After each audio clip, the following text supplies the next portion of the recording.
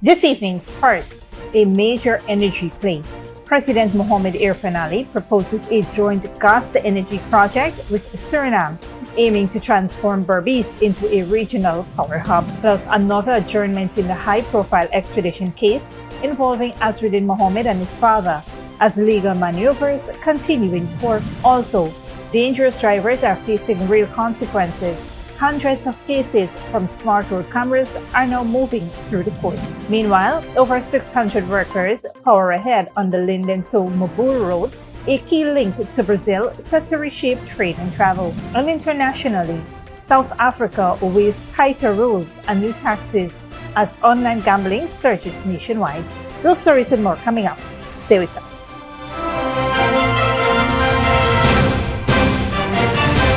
Welcome to this broadcast of Channel 2's Headline News Update for February 17, 2026. I'm Bibi Bacchus. Thank you for joining us. First up, the government of Guyana is seeking a partnership with neighboring Suriname for its planned second gas-to-energy project, which is slated for Berbice in Region 6. President Dr. Mohamed Irfaan Ali made the announcement at the opening of the Ghana Energy Conference and Supply Chain Expo 2026 at the Ghana Marriott Hotel, where he revealed that discussions are underway for a joint initiative that could combine gas resources from both countries. The collaboration, he said, would allow the project to move from a minimum scale development to a larger regional undertaking, benefiting both nations. President Ali emphasized that the proposed partnership is time sensitive, noting that investors are awaiting key decisions that will shape the project's future. The second gas-to-energy project comes even as construction continues on the first facility at Wales, West Bank Demerara, which Prime Minister Brigadier Retired Mark Phillips recently reported is 68% complete. That project involves transporting natural gas from the Stabroek block through a pipeline built by ExxonMobil Guyana Limited to power a 300-megawatt plant and a natural gas liquids facility.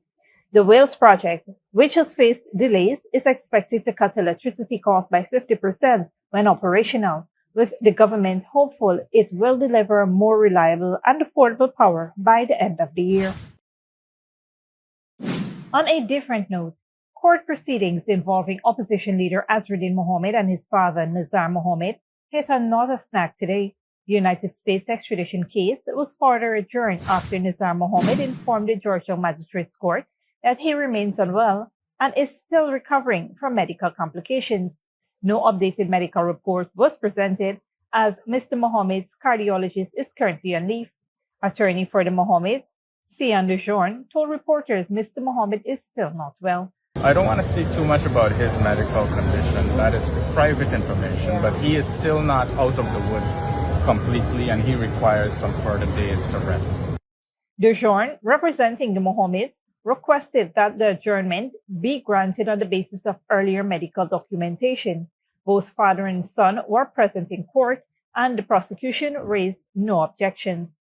The matter has been rescheduled for February 26 at 9 a.m. During the hearing, the prosecution signaled a potential move toward paper committal proceedings if the defendants fail to attend future sessions. Still, the defense argues such a step would be premature and could require restarting the case. Our proposal is a kind way to put it. What they started on the last occasion was an attempt to pivot these proceedings, change the course of these proceedings from what they currently are, which is oral evidence being spoken. They're asking the magistrate not to take any further oral evidence, but just to admit all of the documents and decide whether or not to extradite the defendants without any question being asked from a single witness. Their legal underpinning for this request is flawed, it is misconceived, and it would be an error of law for the magistrate to allow that to occur. Magistrate Judy Lachman highlighted concerns about ensuring the defense can properly test the evidence. Azruddin Mohamed and his father, Nazar Mohamed, are facing multiple financial crime charges in the U.S. and are each out on $150,000 bail as proceedings continue. In other news, more drivers are facing fines, bail conditions, and license suspensions as dangerous driving cases captured by the Safe Road Intelligence System move steadily through the courts. The Ghana Police Force reported that hundreds of dangerous driving incidents have been detected using the SRIS cameras, with 115 matters already completed in court. Penalties have included substantial fines and, in some cases, suspension of driver's license. Other cases remain at various stages of review and prosecution. Police explained the dangerous driving offenses are not ticketable and must be heard before a magistrate. Each case is individually reviewed by trained officers who compile and present video evidence in court. Drivers are shown footage of their infraction via electronic tablets before the charges are laid. Among those recently appearing before the Suriname and Georgetown Magistrates Court were several motorists fined between $25,000 and $50,000 for dangerous driving. The Ghana Police Force said it is strengthening its prosecutorial capacity as enforcement expands nationwide. The SRIS initiative, led by the Government of Guyana and the National Data Management Authority, forms part of a broader effort to modernize traffic enforcement, reduce collision, and improve road safety across the country. Stick around when we return. Over 600 are employed in the Linden Mabura Road project, and Ghana showcases energy ambitions at 5th Gas and Energy Supply Chain Expo in Guyana.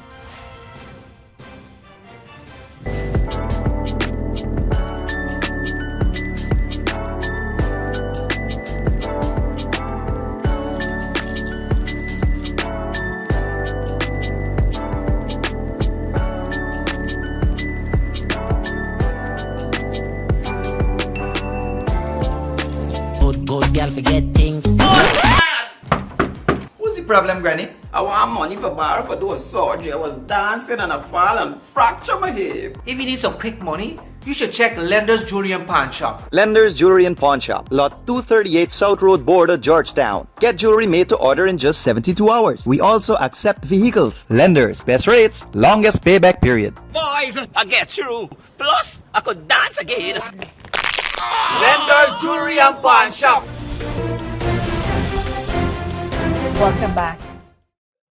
More than 600 workers are currently employed on the major Linden to Mabura Road project, a key infrastructure initiative expected to strengthen Ghana's connectivity with northern Brazil and boost trade, tourism, and regional development. Construction is progressing on the road corridor linking Linden to Mabura Hill. This strategic route will significantly reduce travel time between Ghana and Brazil, while improving access to hinterland communities. The project is providing employment opportunities for Guyanese from diverse backgrounds, many of whom are gaining valuable skills and on-the-job training. Workers on the project says the experience has been transformative, offering exposure to new technologies, professional standards, and cross-cultural collaboration.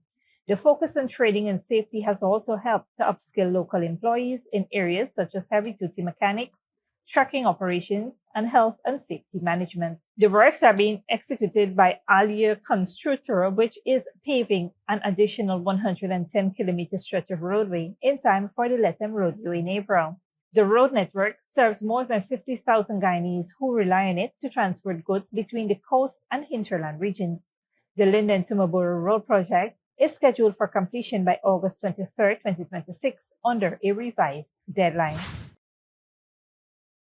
In other news, Ghana's growing prominence in the global energy landscape was on full display on Tuesday at the country official opening of its 5th Gas and Energy Supply Chain Expo at the Ghana Marriott Hotel in Georgetown. The annual event has been a flagship platform for government officials, regional leaders, investors, and industry stakeholders to examine opportunities emerging from Ghana's rapidly expanding oil and gas sector. Now in its 5th year, the expo reflects the country's transformation into one of the world's fastest growing energy producers, following major offshore discoveries in the Stabroek Block. Delivering the feature address, the President Dr. Mohamed Irfaan Ali underscored the government's vision to leverage energy revenues to drive national development, expand infrastructure, and promote regional integration. We are developing a global model. Make no mistake, we are building a model of success and a global model that we will be respected for. It's a model that does not postpone development. It's a model that does not postpone prosperity. but it's a model that adopts development and prosperity with an eye on sustainability. That is the model we are developing.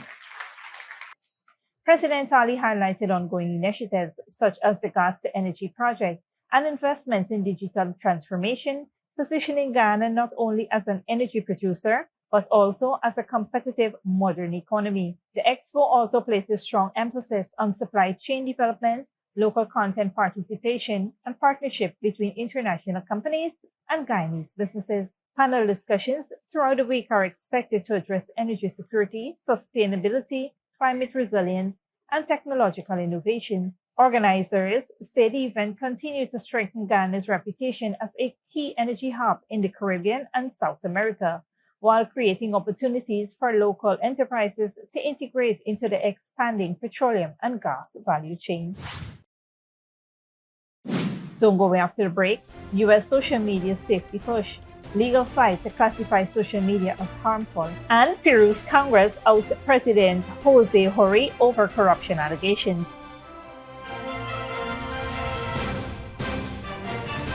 Good girl forget things. What's the problem, Granny? I want money for borrow for those surgery. I was dancing and I fall and fracture my hip. If you need some quick money, you should check Lender's Jewelry and Pawn Shop. Lender's Jewelry and Pawn Shop, lot 238 South Road border, Georgetown. Get jewelry made to order in just 72 hours. We also accept vehicles. Lenders, best rates, longest payback period. Boys, I get through. Plus, I could dance again. Lender's Jewelry and Pawn Shop.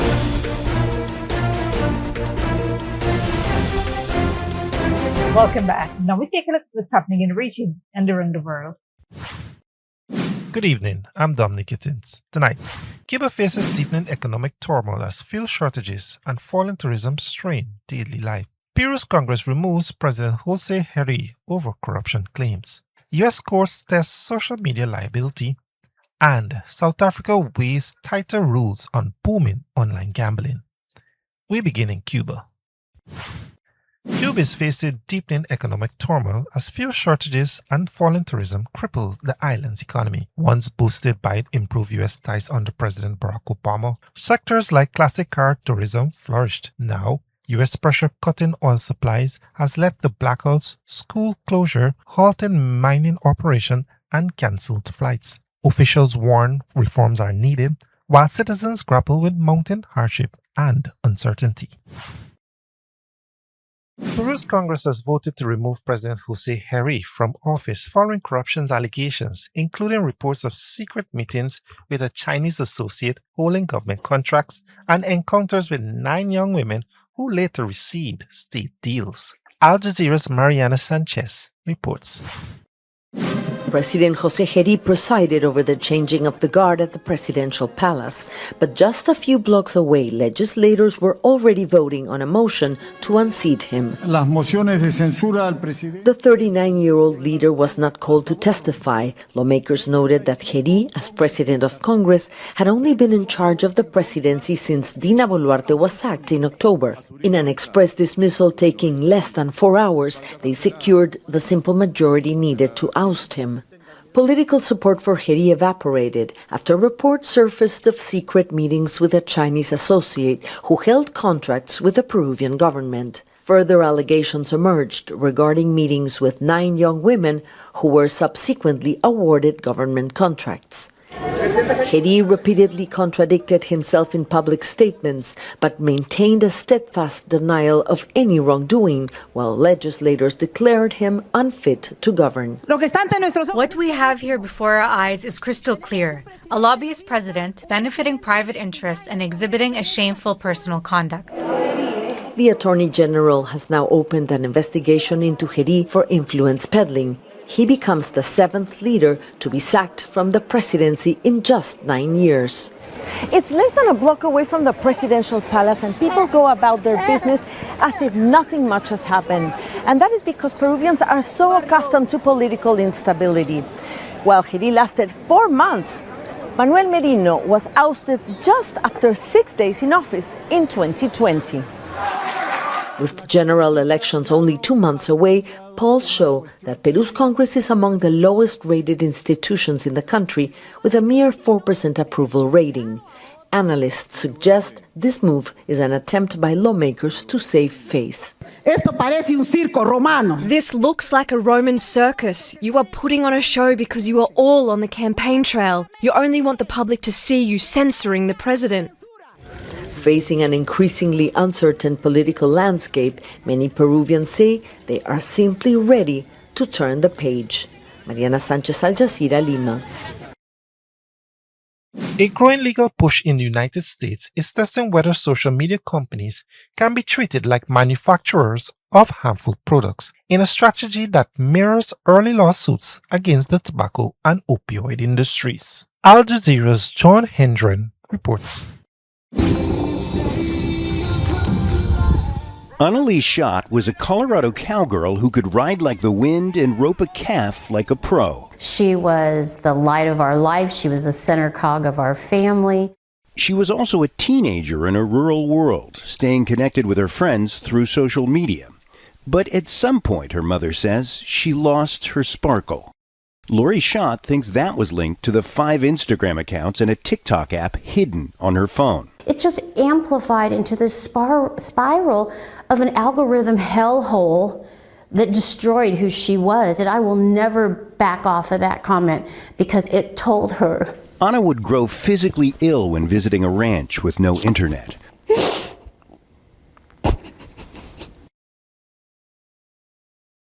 In her journal, she wrote, "How could somebody love somebody as ugly as me?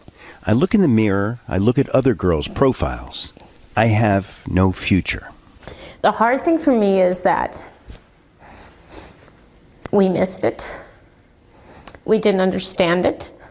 We didn't have a chance to understand it. And they took over my little girl and destroyed who she thought she was. Lori Schott has joined other parents who are suing social media companies. A state lawsuit in Los Angeles and a federal case here in Oakland are following the lead of the successful anti-tobacco cases. They're arguing that internet service providers offer a defective product, in this case one that deliberately addicts young users, sometimes with tragic results. Lawyers for the parents say the company's own documents back their claims. These documents are literally talking about how they're going to hook kids.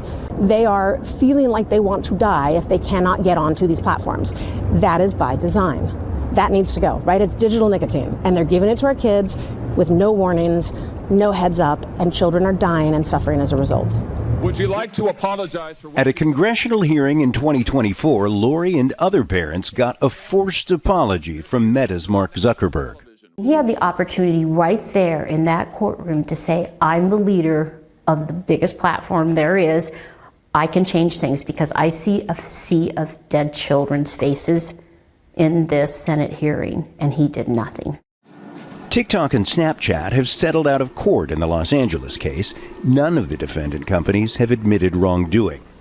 A spokesman for YouTube says the allegations are simply not true and adds, providing young people with a safer, healthier experience has always been core to our work.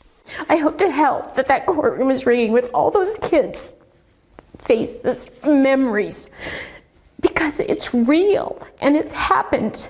The courts will now render their own verdicts on those statements. John Hendren, Al Jazeera, Oakland, California. Online gambling has expanded rapidly in South Africa, with smartphones and lower data costs enabling 24 hours access to betting platforms. The government is considering stricter advertising rules, stronger age verification, and a proposed 20% tax on online betting companies, though critics argue taxation boosts revenue without protecting consumers. Al Jazeera Famida Miller reports.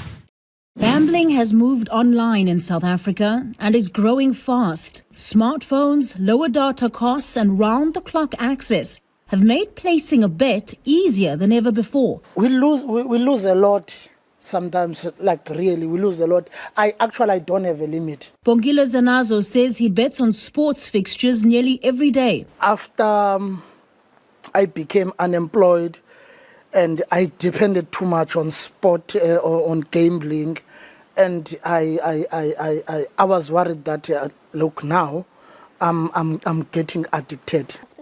Treatment centers and support organizations report a sharp rise in addiction cases, with many linked to online gambling platforms.